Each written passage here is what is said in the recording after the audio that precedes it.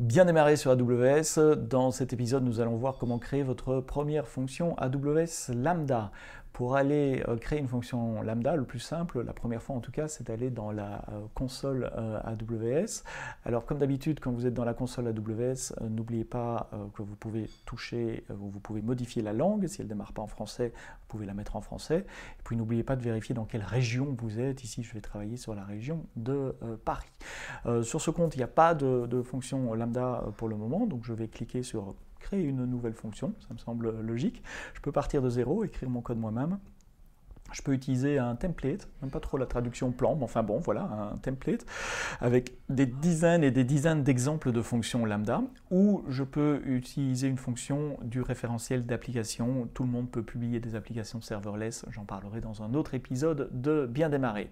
Ici, on va partir sur un exemple Hello World. Alors, je tape Hello et je vois qu'il y a deux templates, un en Node.js et l'autre en Python. Allons-y pour Python.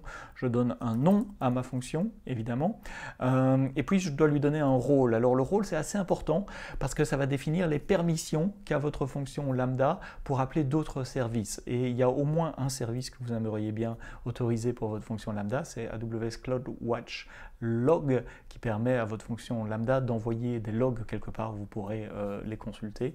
Et donc si vous suivez créer un rôle à partir d'une stratégie template ou créer un rôle avec les autorisations lambda de base, c'est vraiment le minimum de permissions qu'on va donner. Si votre fonction accède à DynamoDB ou S3, vous donnez un peu plus de permissions. Alors ici, je vais prendre un rôle existant. Lambda Basic Execution, donc basic, comme le nom l'indique, ne permet que de faire des choses basiques, donc loguer. C'est l'équivalent du rôle que vous auriez si vous aviez choisi la première option ici. Donc les rôles, c'est les permissions de votre fonction lambda.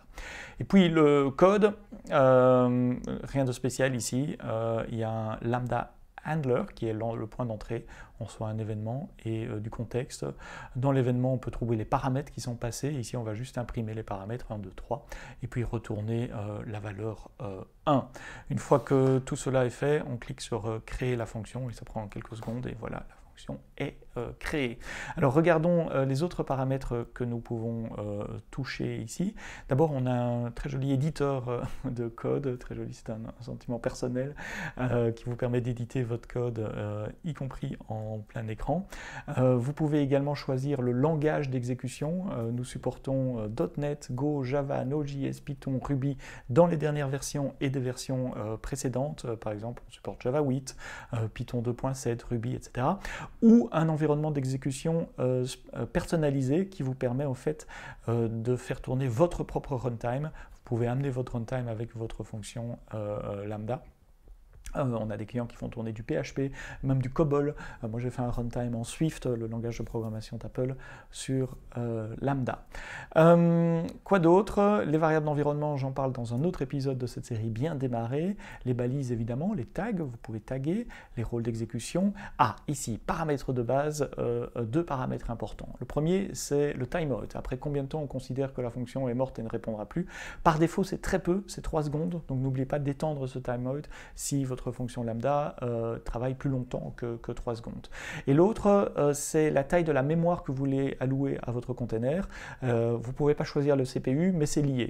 Au moins il y a de mémoire, au moins il y a de CPU. Au plus il y a de mémoire, au plus il y a du CPU. Vous pouvez aller jusqu'à 3 gigas de mémoire. Par défaut, on part à 128 mégabytes de mémoire. Regardez l'autre épisode de la série si vous voulez comprendre l'impact que cela a sur le tarif. Donc la mémoire et le timeout.